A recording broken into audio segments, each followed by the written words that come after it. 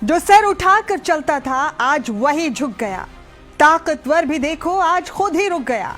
आप समझ तो गए ही होंगे कि आज मुझे आपसे क्या बात करनी। जी हाँ, ताकतवर ट्रंप की ही बात हो रही है, जिसने ईरान पर हमले को लेकर अपने हाथ पीछे खींच लिए।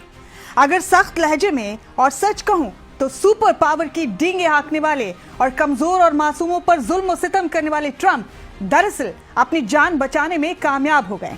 दुनिया इसे कुछ भी कहे, लेकिन मेरी नजर में सुपर पावर की धौस जमाने वाले ट्रंप ने मौला अली के आशिकों की जमात की रहबरी करने वाले, फौलाद का कलेजा रखने वाले आयतुल्लाह खामनेई के आगे लड़ने से पहले ही घुटने टेक दिए। और ईरान ने दुनिया को यह पैगाम दे दिया कि जब अवाम और रहबर एक ही सफ में खड़े हों तो दुनिया की कोई ताकत उस मुल्क के निजाम को नहीं हिला सकती।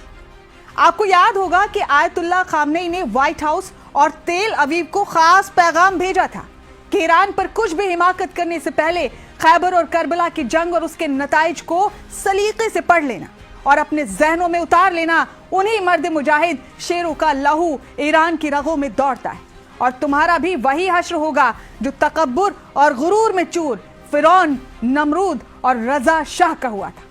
उन्होंने आगे कहा कि हमारे ईरान में लोरियां नहीं बल्कि करबला सुनाई जाती।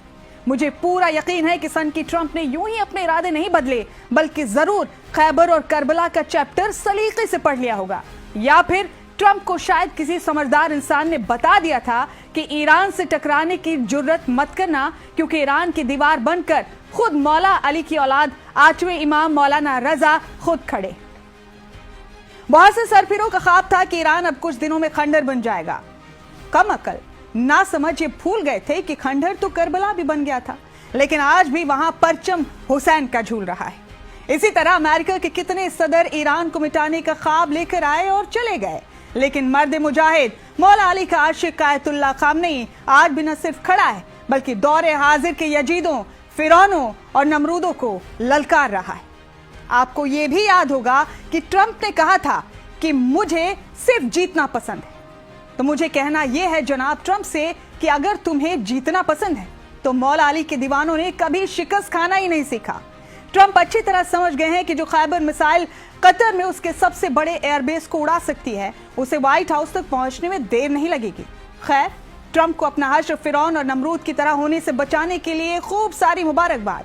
और हाँ, एक मुबारकबाद इजाफी भी कबूल करें ट्रंप साहब, और वो दुनिया को ये बताने के लिए कि बेशक खामनेई मिट्टी के बने घर में रहते हो, उनके घर की दीवारें बेशक कच्ची मिट्टी की हों, लेकिन उनका कलेजा फौलाद का है। जय हिंद, जय भारत।